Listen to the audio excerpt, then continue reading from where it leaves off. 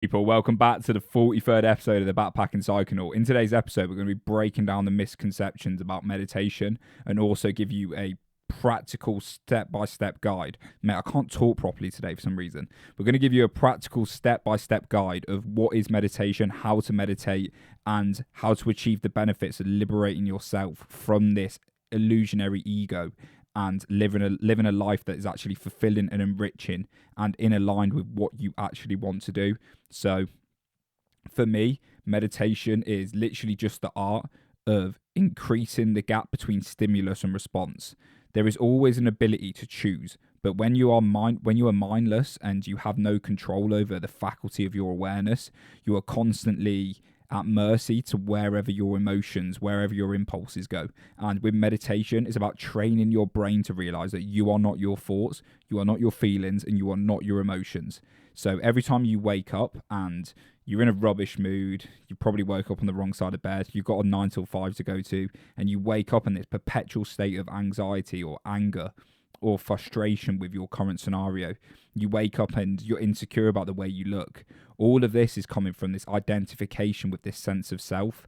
And once you can liberate yourself away from this, you can learn to not just observe this, but you can learn to slowly overcome and detach your identity away from these negative thoughts. But it all starts with becoming mindful.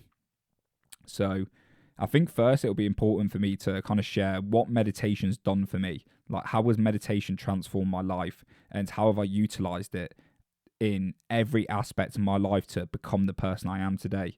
So when I first found out about meditation, it was out of necessity because I was dealing with, as people know who watch this podcast, I was dealing with massive social anxiety to the point where I couldn't speak to women, I couldn't speak to my grandparents, I couldn't look people in the eyes, and I was very uncomfortable around social situations, and this led me to be a very recluse and suppressed person. I would constantly sit at home and avoid any sort of scenario that would force me to confront a social situation. And then I became so secluded and so suppressed that I literally was on the verge of wanting to kill myself. And I remember thinking at one point, I was like, I've got two options here. I can rather sink or swim. I can try something that might alleviate the symptoms of my social anxiety, or I can just give in to the whim of my emotions and end myself. And through going on YouTube and finding, I think it might have been a video from Sam Harris, might have been a talk. There's one with Sam Harris did a talk with Tom Blignew on impact theory, and I'm pretty sure this is what sparked my interest in meditation. This was about 5 years ago, and I remember coming across a video of what Sam Harris said, and he said, anxiety is just a framing issue. The physiological effects of anxiety are so close to what excitement is that it's like you can't tell the difference. The only difference is the story you're telling yourself about that anxiety, about the excitement, about the sensation in your conscious experience. What's making it negative or positive is the story you're telling yourself. And it's the first time I had this inclination and this realization into the fact that you could observe your feelings and change them. You're not everything that arises in your conscious experience. And I was so in awe by what Sam Harris was saying, and I seen the potential this had for my personal growth and me overcoming and identifying what is causing my social anxiety and moving and becoming the person I wanted to be. So eventually I sat down, I bought the Waking Up app by Sam Harris, and I started with Headspace first. Actually, that's a lie. So I started meditating with Headspace, and it was 10 minutes a day. And then I would often do the 10 minutes guided, and then I'll do my own 10 minutes unguided. And yeah, for weeks I did this, and it actually at first made me more anxious and more depressed because I was slowly starting to build up my awareness of what my current state of mind was. I was actually becoming more aware of how negative and how anxious my mind was. And before, because I was in a perpetual state of anxiety and thought and identifying with everything in my conscious experience, there was no me to observe all that. I was just the anxiety. I was just the pain that was caused from my suffering. But when I started building up a little bit of awareness, and this happened after like a couple of weeks, I started realizing that, I'm really socially anxious all the time. Like constantly, all day, I'm in this fight or flight response. My body is alerted to avert from social situations all the time. It's constantly worrying about who's going to come around the corner at Morrison's. Like, I worked in a supermarket at the time, and I was always worrying about who's going to go around the corner. I'm going to see someone I know. What about if people think I'm working in Morrison's? And my mind was just in this like state of constant fear, constant worrying about what people were thinking of me. And the more I built up this faculty of awareness, the more I started realizing that, like, dude, like, this is not healthy for you. And it caused me suffering because I actually had the realization that my brain is not operating in a manner that is in line with who I want to be. So for the first few weeks, it was like I was becoming aware of the social anxiety, but eventually I started getting to a point where, and this was probably took me months, and I remember there was one time when I was working in a supermarket, right, where I was sat there putting stock on a shelf, and I had this 2 minutes where it was just me putting stock on the shelf. And that sounds silly, right? But when I was doing this, there was no chatter in mind. There was no one narrating my experience of me putting stock on the shelf. There was no one commenting about who's going to come around the corner. What are you doing? People think you're weird. You're not working quick enough. All of these negative thoughts that were constantly playing in a perpetual state in my mind were quiet. And it was just me, and I was putting coleslaw on a shelf. It was me and the coleslaw. Stock, shelf, stock, shelf. And it was this moment of bliss. In just being at work, putting coleslaw on a shelf, I felt this eternal bliss. And this often happens for people when they meditate. They have this one big insight or this one experience where they finally break away from the illusionary sense of self, and it shows them the true importance of what mindfulness is. And this was my version of it. And after that, I was like, I need to, whatever I'm doing here is working. I need to pursue this. And I started meditating for 20 minutes a day. And for 2 years, 3 years, every day I consistently meditated.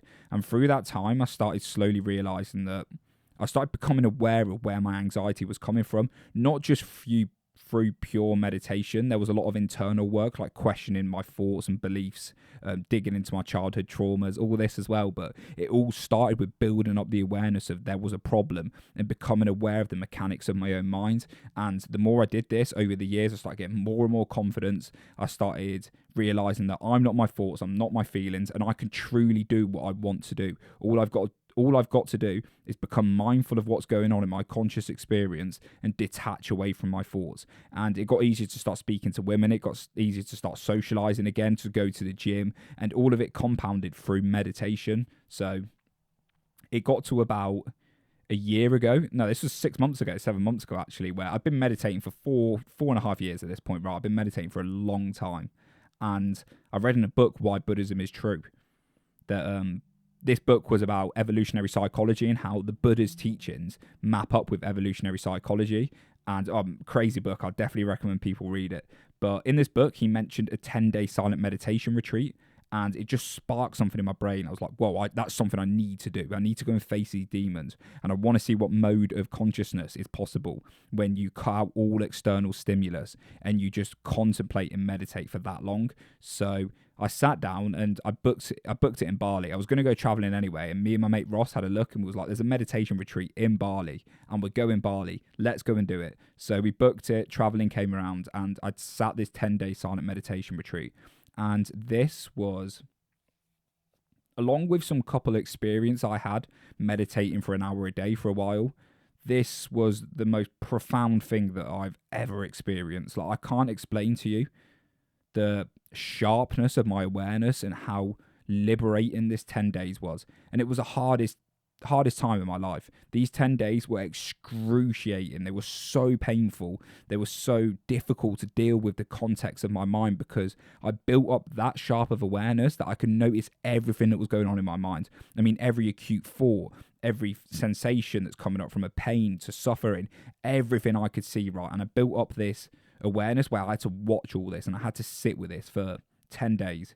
And the 10 days was meditating for 100 hours or over 100 hours in 10 days, and you're not allowed to speak to anyone, you're not allowed to do anything but contemplate and meditate.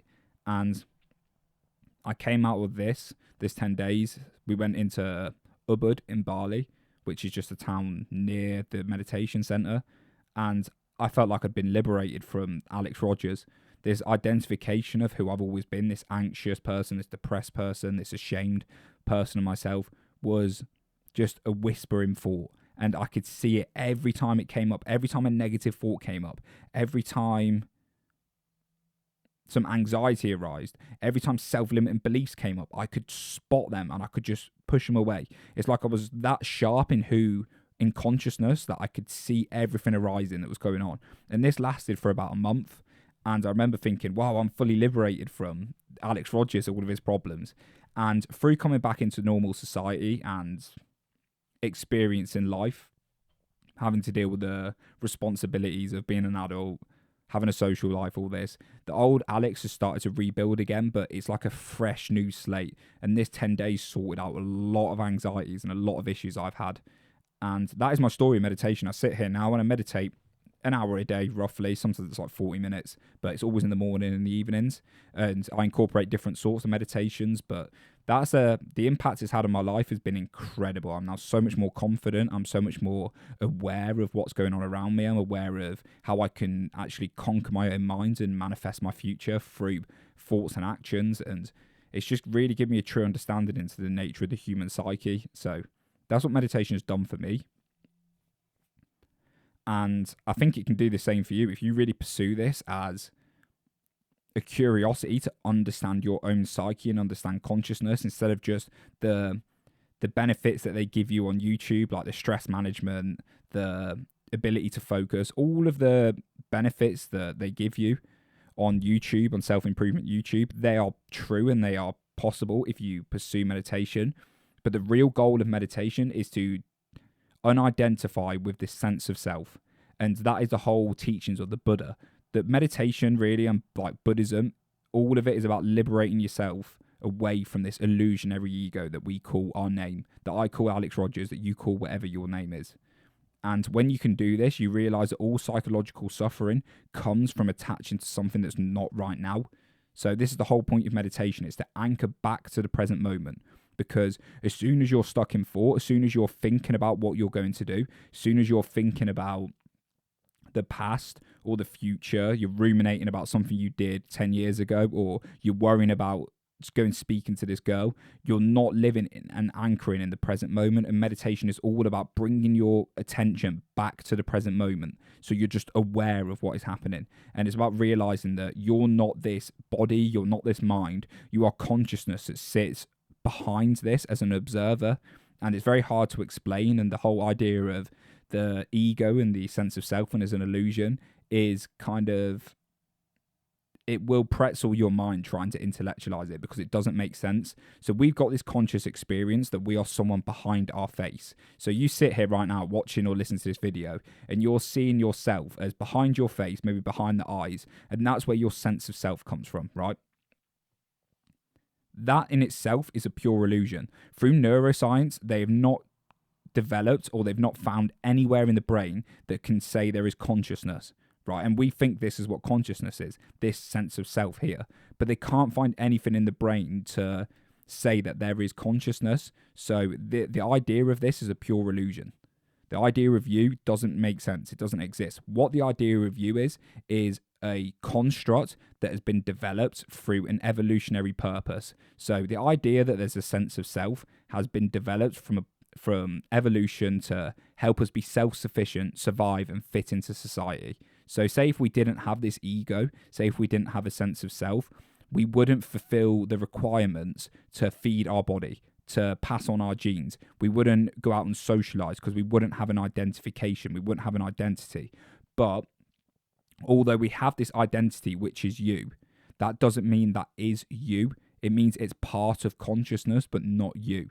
So there is a place from where you can sit back and watch all this identification going on. This identity that is you, this person behind the face, you can observe that as it's happening. And that is what mindfulness meditation is about. It's about detaching yourself away from this ego, this illusionary sense of self that has been cultivated in your brain, and sitting at consciousness. And the way I describe consciousness is everything.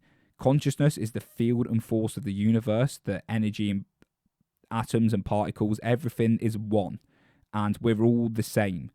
And in front of that, on top of that, our brains create this illusionary sense of self that our consciousness attaches to, and we think that's us. But that is not us. We are all consciousness, right? And there is actually a place from, if you train your brain properly, that you can detach away from the ego and experience consciousness. So what is the point of this? Why would you even want to do that? Why would you not want to feel like you? So the way the human mind has been cultivated and the way it's been designed is to be in a constant perpetual state of trying to attain something else. So emotions, thoughts, and feelings all come from the idea that we need something else other than right now. Okay, so let's say you're hungry and you start getting the physiological effects of hunger. Your stomach starts to rumble. You start to get that like dry mouth feeling. The sweet tooth starts kicking in. And this is because your brain, through a process of evolution, has evolved feelings and emotions to go out and hunt food. Because if you do this, if you go out and hunt food, your body will survive. Your body will have resources to then do what it needs to do and go and pass on its genes. So we've been designed for a process of evolution to constantly be attaining more. And we're stuck on this hedonic treadmill of always seeking pleasure and desire ramping up, get to pleasure, and then the pleasure pops and the desire starts ramping up again. And that's what the psychologists call the hedonic treadmill. And we're all stuck on this hedonic treadmill, right? From whether it be you're walking down the street and you get an itchy leg, then you itch your leg, and then you're like, oh, now I could do with a drink of water. So you go and get a drink of water, and then you're like, oh, I could do with some food. Then you go and get some food, and then you're like, oh, I better check my Instagram. Oh, I better check my emails. And you're constantly attaining other things, all in the pursuit of trying to attain something else to take you away from the present moment, because your mind is in a constant perpetual state of attaching to something that isn't right now. And this is through an evolutionary purpose, as I said before. But you can break that spell and you can step off the treadmill and not have to attain things, not have to desire things, because they are not required for our body. A certain amount of food is required. A certain amount of social interactions are required to make us feel good. All of these things are required for our body to survive, but they are not us. I hope I'm making sense here. It's very hard to explain, but the psychological benefits of this is you can step out of the way of the unease that's created by your mind. So if you can break away from this identification with your sense of self, you can start to be in a mode of existence that doesn't constantly need to be pursuing things, that doesn't feel anxiety about the future, doesn't feel depression, that doesn't feel the need to self-doubt or go out and prove himself to someone. You can just exist. And when you're in pure existence with no narrator in your mind, you are just in constant bliss. You are there just experiencing the present moment for what it is. And anything that arises, whether that be anxiety, depression, you have no framing around that sensation. Anxiety might arise, you might get an increased heart rate, but you can detach away from the story you're telling yourself about that increased heart rate. And you can just watch that increased heart rate. And when you can learn to do this, you realize that that's not actually unpleasant. It's just any other sensation in your conscious experience. What is unpleasant is the story you're telling yourself about that anxiety, about the hunger, about the self-limiting beliefs. So everything can be observed with equanimity. It can just be watched. And when it's watched, it comes and it goes. The nature of reality is for everything to be in flux, right? So the atoms and particles and whatever makes up the core of our universe is constantly in flux, mate. It's constantly changing all the time.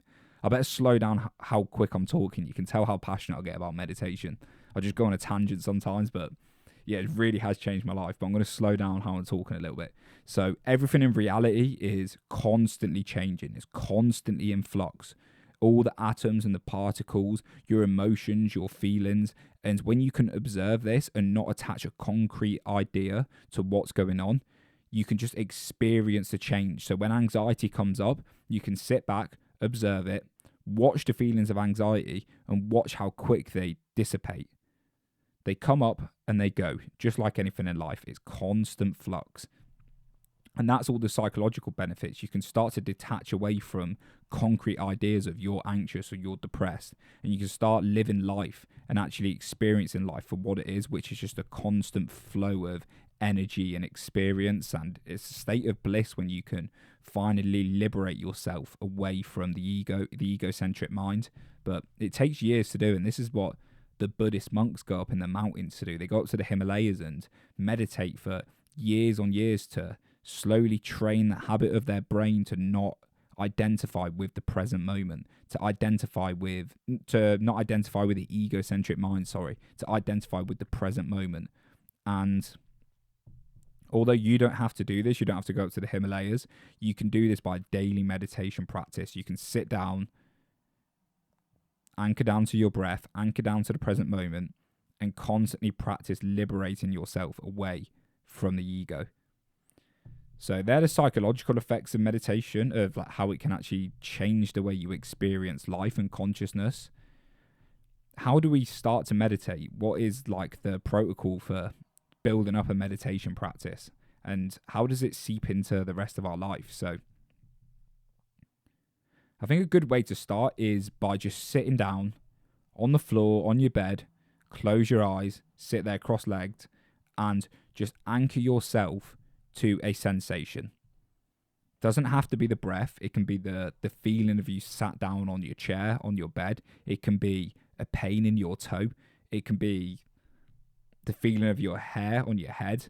It can be a noise that's going out in external outside of you. Whatever it may be, whatever this sensation is, this is going to be your anchor. And what you want to do is you want to close your eyes and focus on this anchor. So let's use the breath for this example. So you want to breathe in. Really focus on the sensations of your breath coming in through the tip of your nose. Focus on the blood and the oxygen running around your body, flowing through your body. Feel your lungs expanding. And then breathe out. And rinse and repeat this. Just focus on the raw sensations of your breath or the anchor that's coming in. And what's going to happen eventually is you're going to have a thought. And this thought is going to take you elsewhere. It's going to take you away from the breath. So you're going to start thinking about, I wonder if I'm meditating properly. Oh, what have I got to do once I finish this meditation session? Oh, I said this really weird thing to this person and they're probably going to think I'm weird.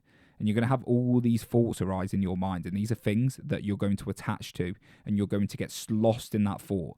The identification with the ego is going to be strong there because you are going to become that thought and get taken away from the breath. But what happens is eventually you realize something happens in your brain and you come back to awareness and you realize, oh my God, I've been stuck in thought for that long. And that is like a bicep curl for your brain. Once you realize you are stuck in thought, you want to come back and anchor to the breath, the raw sensations of your breath coming in and out of your nose, oxygenating your blood, flowing through your body. You want to experience the raw sensation of your breath. Come back to that when you get lost in thought and rinse and repeat. Eventually, 2 to 3 breaths in, maybe 4, 5, whatever it is, you'll get lost in another thought. And when you realize, when you finally become aware again, come back to the breath. So that is the whole art of meditation. And you want to start doing this for 20 minutes a day, 10 to 20 minutes a day, and do it consistently. Build up the habit of you meditating. Eventually, once you've got good at anchoring to your breath, what you want to start doing is just pure mindfulness meditation. And this is when you don't even attach to the idea of your breath, when you just observe the sensations in your conscious experience. And by doing this, by having the point of awareness where you can actually just even sit back from the breath and just watch with equanimity whatever arises in your conscious experience, you can really start to observe the nature of the human psyche and the nature of reality for what it is, and not attaching anything to it. But the breath is an amazing anchor to always come back to. And it's one thing I do. I start off with anchoring to the breath, do that for like 20 minutes. And the next 10 minutes, I'll just do pure mindfulness where I don't do anything. I don't try anything. It's just observation. So that's how you meditate. And there's a massive misconception about meditation where people sit down and they get annoyed because they can't clear their head. They realize that they're thinking all the time, and this creates anger because they're like, I can't clear my head, I'm not meditating properly. But what I say to that is that realization that you can't clear your head, that realization that you've got loads of thoughts in, is the whole point of meditation. You've got the wrong idea if you think you need to go into meditation trying to clear your mind. The whole goal is to notice when you're in thought, when you're stuck in thought, and come back to the present moment. So by you saying you can't meditate, that you're stuck in thought all the time, you're actually starting to become aware of how negative and how the mechanics of your mind work, that you're constantly stuck in this perpetual state of thought. And that awareness is the first key to liberating yourself away from the egocentric mind. you really start to notice when you meditate for a while how it bleeds into the rest of your existence. The idea of wanting to approach that girl you fancy or go and have that hard social situation, the idea of putting your gym clothes on and heading straight to the gym, the resistance that comes up between all these things is there, but you realize that it's not you and it's just there to keep you held back. It's there to prevent you from doing what you set out to do. And so the more you meditate, the more you increase the gap between stimulus and response. The stimulus being going to the gym, the response, or the stimulus being the thought that I don't want to go to the gym. The response being I don't go to the gym.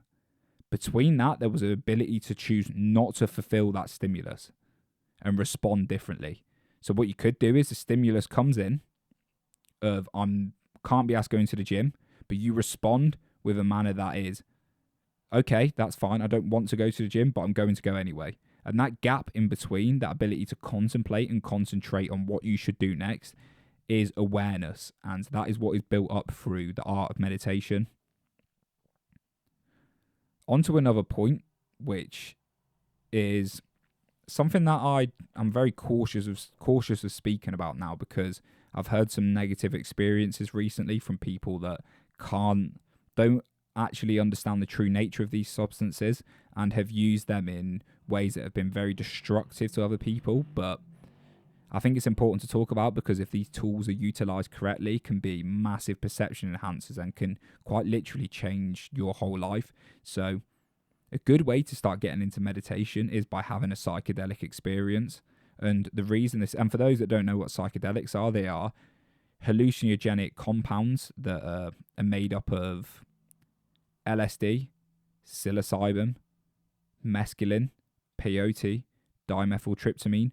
All of these psychoactive compounds are used to change your perception and to make you realize what is actually going on in reality. So when you take psychedelics, this identification with the sense of self gets shut down. You start perceiving reality in a way that is pure consciousness. It's like what they actually do is they work on part of your brain called the default mode network, which meditation actually works on as well. And I'll discuss the science of meditation and psychedelics more in a second. But psychedelics are shut down your default mode network. And this is where the identification of a sense of self comes from, is the default mode network. And what happens is this default mode network shuts down and it allows different parts of your brain regions to start communicating with each other. So this preconceived judgments that you have, these ideas of who you are and what the world is, shuts down for a second. You get all these new inputs coming in and new ideas, and it's allowing your brain to flow differently and not for once not experience what it's like to be you. You experience a different mode of consciousness, and this can be so liberating and so mind-shattering that it really opens people's eyes up to how much of a slave they are to their impulses and their thoughts. And it starts giving people a new sense of liberation away from their past traumas, their sense of self. They get a new optimism for life. And all this comes from taking a substance. And psychedelics for me have allowed me to tap into modes of consciousness where I've experienced the oneness of reality. My last mushroom trip, I took mushrooms, went home, put an eye mask on, put some psychedelic trippy music on, and I just meditated for 3 hours. And in that experience, the idea of me was gone. I was no longer my body. I was no longer my mind. I was something else. I was everything. Whatever consciousness is, whatever the nature of reality is, the universal force that creates everything around us, from my bicep muscle to a ham sandwich, whatever is creating all this, I was that. And I could see how other people's egos are placed on top of this, disconnecting us away from the oneness of reality. And it's really deepened my meditation practice, because it's shown me that there's a mode of consciousness that's possible that is not identified with me, as I've had through countless other psychedelic experiences and deep meditation experiences.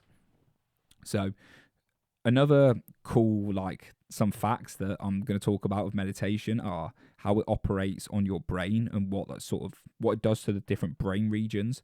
So you have something called your prefrontal cortex, And for those that don't know, this is the logical, rational part of your brain. And what happens when you meditate is you increase the grey matter of the prefrontal cortex. So you actually increase the size and the importance of this part of your brain, making you more logical, making you actually see reality in a clear way, clouded away from your emotions. At the same time, it shrinks the amygdala. So the amygdala is a part of your brain that is responsible for the flight or fight response. It's responsible for strong emotions. And what happens is when you're constantly in a perpetual state of thought, especially if you experience anxiety, this amygdala is getting constantly alarmed. And when something's being constantly used, it tends to grow. So people's amygdalas, especially in this day and age of social media and constant access to information, is just enlarged all the time. It's getting shot off, constant fight or flight response. And the amygdala and the prefrontal cortex are constantly communicating. What happens when you meditate is it shrinks the amygdala. So the amygdala gets shrunk, which is the emotional response to things. The prefrontal cortex grows, and the connection in between gets stronger. So you have got more neural pathways that can send strong signals from your logical part of your brain to shut up your emotional part of your brain. And it's actually slowly but surely conquering your own mind. That's what it's actually doing to the brain regions. It's slowly conquering your mind just through sitting down and observing the nature of consciousness. Why this isn't a common practice for people, I don't know. The Buddhists have been talking about this for 3,000 years. In all religions, they have a sort of prayer. And what do you think prayer is? Everyone's like, oh, it's speaking to a higher power. It's just another form of meditation. When religious followers get these, what they so call images of God, it's just them liberating their self from the identification with the ego and experiencing the nature of reality. And they've come back and their egos have cultivated a story around this, which has created a religion. But why do all religions have prayer? It's because it's a way to meditate on an anchor and liberate yourself away from this illusionary sense of self. This is all religions talk about this. They talk about how God is everything. God is one. And this is more the Eastern religions, I should say. If you look at the Western religions like Christianity, Islam, Judaism, they have been cultivated and designed in a way that we worship this God, which I think creates fear in people and control, and it manipulates them to think in a certain way so they can easily band together and come under one set of beliefs for some certain people. And that's what the westernized religions have done for me. They have been used to control. Not to say they don't have their benefit. Islam is a beautiful religion if you look really at the core of the Quran. If you read the Quran and actually take the lessons from that, it's a beautiful religion. But there is a lot of dogmatism in there. There's a lot of things that are getting you to worship, to believe things that we know aren't true. Why should we have to be forced to believe things that we don't know are true? Same with Christianity. You can't join any of these religions without having the belief of something that you know doesn't exist, because you can't prove it. It's not what's in front of you right now. Same with Judaism. All that we know is in front of us right now is the present moment, and that's all that exists. The past is dead and the future doesn't exist. The future is just a fabrication in our own mind. So why should we believe some fictional characters? Not to say, again, they don't have the importance. And like, if you look at the psychological importance of the Bible, it's been at the core of westernized society for 3,000 years. And without Christianity, we wouldn't be here today. Same with Islam, same with Judaism. They offer keen and core insights into the human psyche, and they're worth pursuing and reading. But you've got to take the doctrination away from that. And this is kind of why I like Buddhism and secular Buddhism, not the Buddhism of the gods, not the Hindus of the gods. But when you look at more the Eastern philosophies like Taoism, Buddhism, Hinduism, they're all about the nature of reality as one. They're not trying to get you to believe in one God. Maybe Buddhism and Hinduism do. But if you go to the secular side of that and just observe them as toolbooks for the nature of your mind, they are telling you to liberate yourself away from this illusion that is the ego. I'm not sure how I got onto that and where I was going with it, but We've been trying to do this for thousands of years. People have been trying to understand the human psyche, understand what is going on in our minds and how we live a virtuous, proper life. And for me, if everyone could live in the present moment and realize that all that exists is now, we would have a lot happier and fulfilled society. And I think through that, people can be